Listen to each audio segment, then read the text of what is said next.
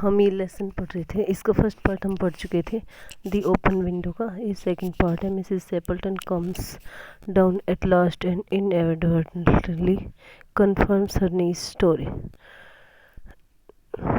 और Mrs Sappleton है वो आ जाती है आखिर में, ठीक है। और जो उसकी भतीजी बताती रहती है ना, कुछ ऐसे परोक्ष रूप में उसकी कहानी को कंफर्म कर देती है, ठीक है। वो जिस तरीके से बात करती है उसे ऐसा लगता है कि हाँ नीस है वो सच कह रही है। Framton tries to acquaint his lost with the nature of his element. और फ्रैम्पटन है वो कोशिश करता है अपनी होस्ट को, इनकी अपनी जो उसकी होस्ट होती है ना, उसको कोशिश करता है अपने नेचर से बताने की, प्रकृति बीमारी की प्रकृति बताने की। Through the open window he can see things that worsen his nerves.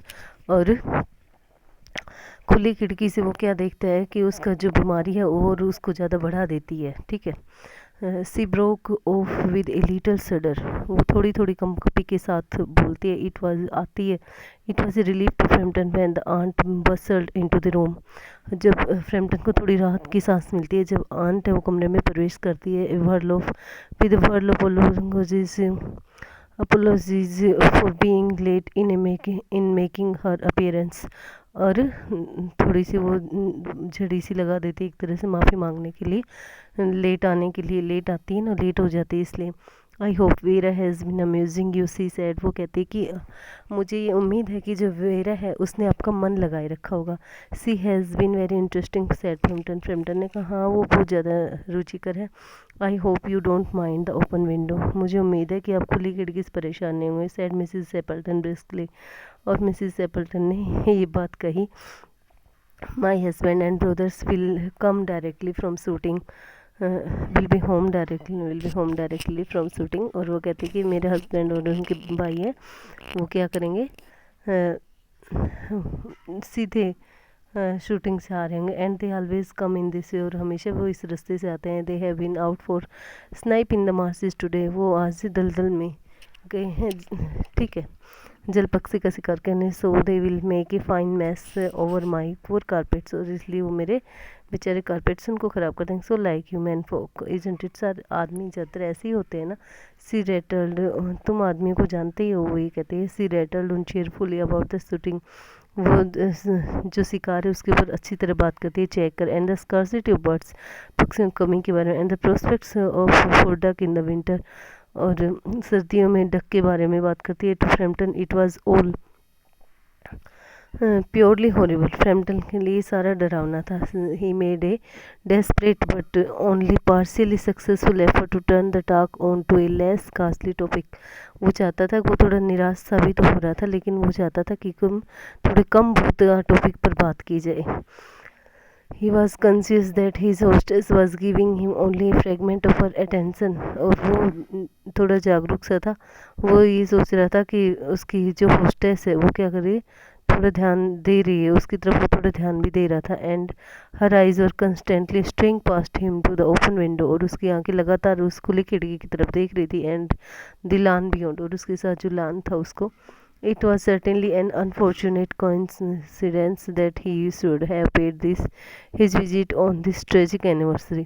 और ये एक कोइंसिडेंस ही था कि दुर्भाग्यशाली कोइंसिडेंस, ठीक है, था कि उसने आज ही के दिन, यानी कि आज उनकी डेथ एनिवर्सरी, ट्रेजिक एनिवर्सरी थी, दुर्घटना आज के दिन ही घटित हुई थी भतीजी के अनुसार, ठीक है।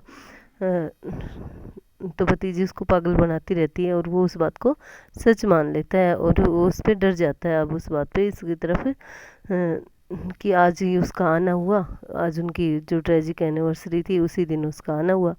The doctors agree in ordering me complete rest. Doctors ने मेरे को पूरी तरह रेस्ट करने को कहा। An absence of mental excitement, मानसिक उत्तेजना से बचने के लिए। An avoidance of anything in the nature of violent physical exercise. और किसी प्रकृति में किसी भी हिंसात्मक चीज़ से दूर रहने के लिए कहा है। अनाउंस्ड फ्रैम्पटन ने कहा। Who laboured under the tolerably widespread delusion that total strangers and chance acquaintance are hungry for the least detail of one's ailments. और जिसको ये भ्रम था कि जो स्ट्रेंजर्स होते हैं वो कम ही ध्यान देते हैं दूसरे की बीमारी के ऊपर। And infirmities their cause and cure और उनके इलाज के ऊपर और बीमारी के कारण के ऊपर। On the matter of diet they are not so much in agreement, और डाइट के मैटर में वो ज़्यादा सहमत नहीं होते। ही कंटिन्यूड, उसने कहना जारी रखा। नो सैड मिसिस सेपल्टन, नहीं मिसिस सेपल्टन ने कहा। In a voice which only replaced yawn at the last moment, उसने कैसे आवाज़ में कहा, आखिर में उसको उबासी आ गई। Then she suddenly frightened into alert attention, तभी अकस्मात वो एकदम अलर्ट हो जाती है। But not to what Frampton was saying, परंतु उस बात पर नहीं जिस पर फ्रैम्पटन कह रहा था, जो कह रहा था। Here they are at last, हाँ आखिर वो आ गए। सी क्राइड, वो चिल्लाई। Just in time for tea, केवल चाय के समय में। And don't they look as they were muddy up to the eyes, और देखो वो आंखों तक कीचड़ के हो रहे हैं। Frampton seaward slightly and turn towards the niece with a look intended to convey sympathetic comprehension, और फ्रैम्पटन को थोड़ी कंपी सी आ जाती है और भतीजी की तरफ देखता है वो, सहानुभूति नज़रों से देखता है वो। The child was steering out through the window with A dazed horror in her eyes, और बच्ची थी वो भी देख रही थी डरावनी तरीके से खिड़की की तरफ। In chill shock of nameless fear, उसको कोई ऐसा जिसको डर का कोई नाम नहीं दिया जा सकता, एक तरह से ऐसा डर की कंपकपी सी। Framton swung round in his seat, Framton अपनी सीट पर घूम जाता है एंड झूल जाता है। And looked in the same direction, और उसी दिशा में देखता है। In the deepening twilight 3 figures were walking across the lawn towards the window, और दिन का जो धुंधलका सा था उसके अंदर 3 जो आदमी थे वो आ रहे थे, विंडो की तरफ आ रहे थे। They all carried guns under their arms, तीनों ने क्या कर रखा था, गन्स उठा रखी थी अपनी बाजू में। And one of them was additionally burden with a white coat hung over his shoulders, और उनमें से एक ने सफ़ेद कोट था अपने कंधे पर उठा रखा था।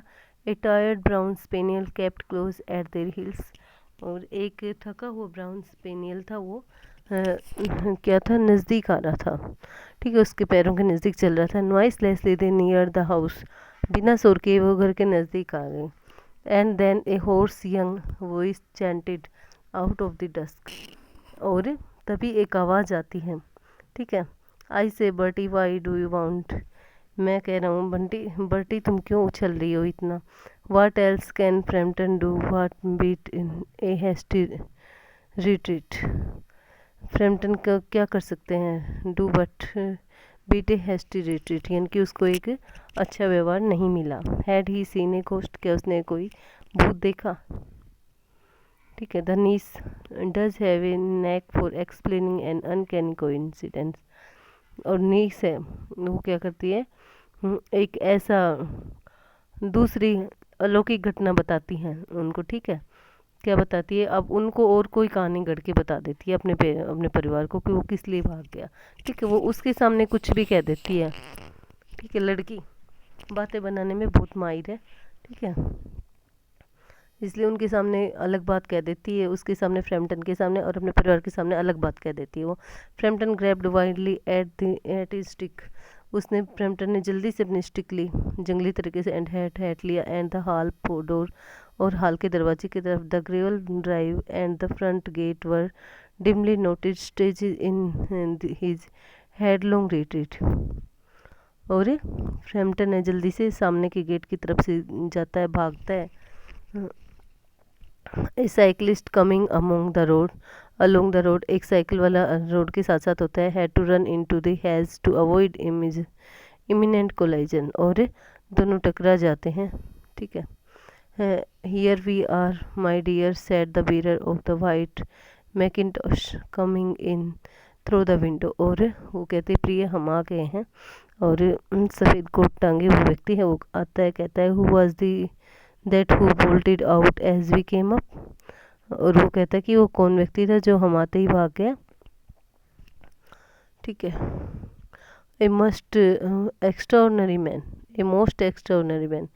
ए मिस्टर नटल, और वो क्या बताती है, सैड मिसिस सेपल्टन बताती है कि कोई ऐसा धरण व्यक्ति था mister Nuttall, he could only talk about his illness, वो केवल अपनी बीमारी के बारे में बात कर रहा था। And dashed off without a word of goodbye or apology when you arrived, और आपको बिना कोई शब्द कहे गुड बाय का और अपोलॉजी का, प्रशंसा का शब्द किए भाग गया।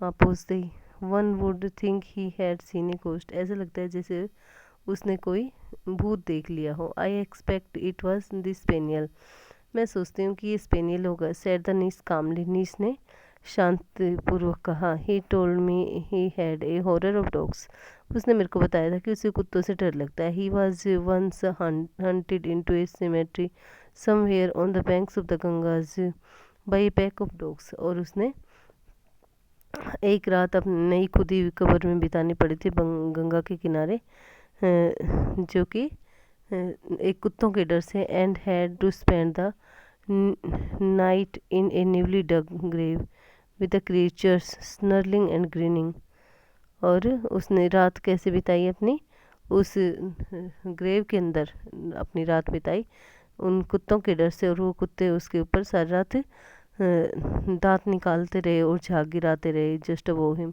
Enough to make anyone lose their nerve, और ये सब पर्याप्त था किसी का भी दिमाग यानी कि मूड ख़राब करने के लिए। Romance at short notice was her speciality, थोड़ी देर में बड़ी बड़ी कहानियाँ घड़ लेना उसकी ही यानी कि उसकी स्पेशलिटी थी। ठीक है, वो परफेक्ट थी इस सब चीज़ में। भतीजी साकी की लिखी हुई है, H.H. मुंड्रो।